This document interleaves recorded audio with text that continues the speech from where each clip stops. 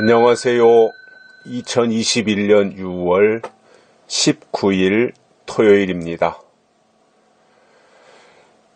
오늘 말씀은 출애굽기 40장 16절입니다.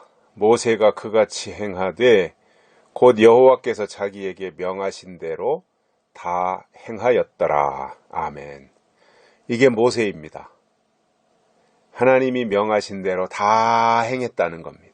어떤 것은 행하고 어떤 것은 행하지 않고, 마음에 드는 것은 행하고 마음에 안 드는 것은 안 행하고, 이렇게 자기가 취사 선택한 것이 아니라 모세의 위대함이 뭐냐면 하나님이 모세에게 명하신 대로 다 행했다는 겁니다. 다 행했다. 이게 중요한 거예요. 성막 짓는 일, 성막을 짓는데도 얼마나 오밀조밀하게 하나님이 이렇게 해라 이렇게 해라 자세하게 다 가르쳐 주셨는데, 그거 하나요 설계 변경하지 않고 그대로 다 했다는 거예요. 모세가 제사장의 옷을 할 때는 어떻게, 무슨 옷을 어떻게, 예봇을 어떻게 해야 되고, 뭐 허리에는 어떻게 해야 되고, 이런 거 다 모세는 하나님이 말씀하신 그대로 다 했어요. 특히 오늘 이 말씀에서는 무슨 내용이냐면, 아론에게 기름 부어서, 아론에게 거룩한 옷을 입혀가지고 기름을 부어서 제사장의 직분을 행하게 하라. 그리고 아론만 그렇게 할 것이 아니라 아론의 아들들을 데려다가 그들에게다가 옷을 입히고, 제사장의 옷이죠. 그리고 기름을 부어가지고 그들에게도 제사장 직분을 행하게 해라. 그래서 제사장이 되게 하라. 이렇게 하나님이 모세에게 말씀하시니까 모세가 그같이 행했다는 거예요. 하나님이 하라는 대로 아론에게 옷을 입히고 기름을 붓고 제사장이 되게 하고, 또 아론의 아들들, 그러니까 모세는 조카가 되겠죠. 모세한테는 그 조카들, 아론의 아들들 데려다가 제사장이 옷을 입히고 그리고 기름을 붓고, 또 제사장의 직분을 행할 수 있도록 다 토대를 만들어주는 그 일을 한 거예요. 이럴 수 있을까요? 사람이 이럴 수 있을까요? 저는 이게 모세니까 이렇게 했지, 사실요 이게 쉬운 일 아니거든요. 뭐 이런 거 저런 거 우리가 신앙생활 하다 보면 순간순간 어떠한 상황의 변화나 또 내 생각의 변화나 내 마음가짐이나 어떤 상황이나 이런 것들이 바뀔 때 보면은 내 생각과 맞지 않는 것을 하나님이 요구할 때 거부하잖아요. 대부분이. 하나님 그거 아닙니다, 이게 맞습니다 라고 한다든가, 싫어요 하나님, 왜 그걸 내가 짊어져야 돼요 하면서 거부한다든가, 이것이 보통 사람들이 내보일 수 있는 반응이거든요. 그런데 모세의 독특함이 뭐냐면 하나님이 모세에게 명하신 대로 다 행했다는 거예요. 야, 대단한 거 아닙니까? 이게 가능한 일이라고 생각이 드시나요?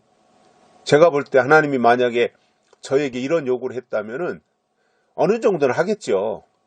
그런데 다 한다는 것은 불가능할 거라고 봐요. 이게 모세의 특별함인 겁니다.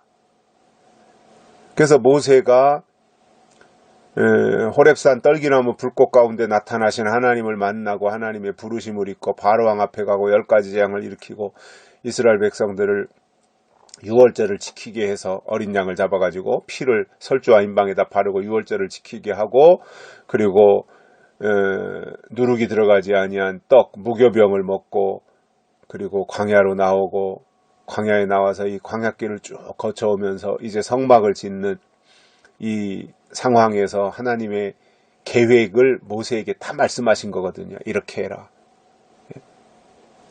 또 성막 안에는 뭐 법궤가 들어가니까 법궤를 만들 때는 뭐 나무는 뭐 어떤 거로 해야 되고 안팎을 점검으로 써야 되고, 그 법궤를 짊어지기 위해서는 고리가 있어야 되고 법궤에 고리가 있어야 될 거 아니에요. 고리. 그리고 거기에다가 이제 채를 끼워야 되거든요. 그리고 이제 어깨에다 짊어지게 되는 거잖아요.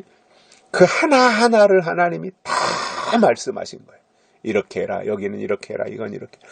그 다음에 그 성소를 만들 때 그거는 처는 뭐로 하고 성소 지붕은 뭐로 해야 되고 가늘게 꼰 배실로 해야 되고 앙장을 어떻게 해야 되고 해달해 가지고 해야 되고 이런 것들이 다 있는데 모세는요. 하나님 앞에 이유가 없었어요. 정말 너무 훌륭한 거예요. 저는 마지막 때 하나님의 사람들이 시대적으로 부르심을 받고 하나님의 일을 감당한다면 저는 모세와 같아져야 된다 이렇게 생각합니다. 이 상황이 되어야 이 상태가 되어야 광야에 나가고 그리고 백성들을 이끌 수 있고 하나님의 뜻을 백성들에게 알리고 전달할 수 있으며 모세 자신이 지도자로서 인정을 받을 수 있는 거거든요.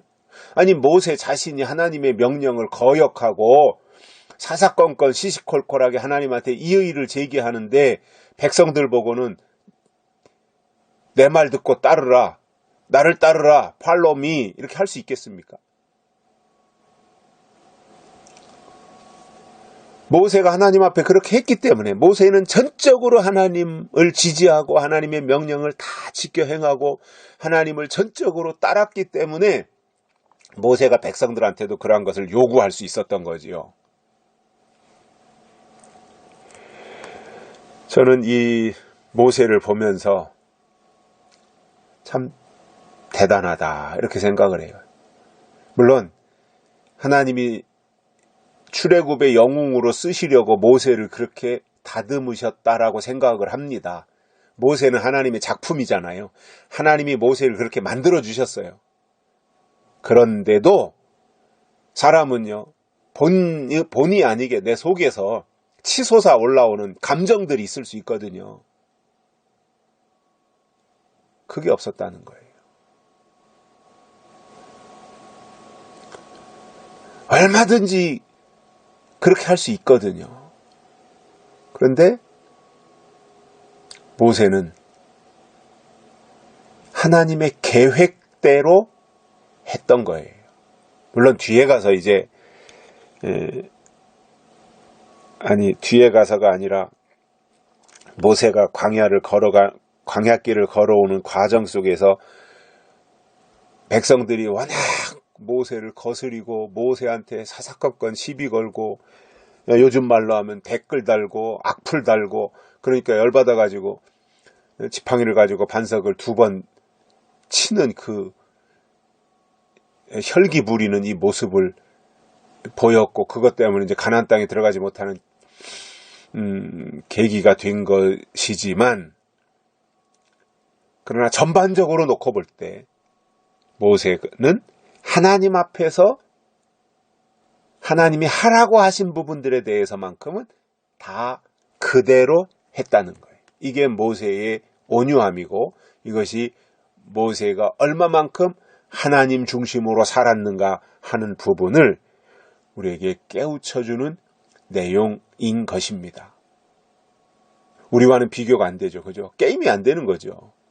그러나 우리가 이렇게 모세의 일대기를 보면서 우리도 하나님의 일에 쓰임 받으려면은 모세처럼 해야 되는구나 하는 이 사실을 인식하고 이 마지막 시대의 이 광야길을 우리가 모세처럼 승리하고 그리고 하나님이 우리에게 명하시는 명령대로 다 행할 수 있는 그러한 믿음의 사람들이 되시기를 바랍니다. 여기까지 하겠습니다. 감사합니다.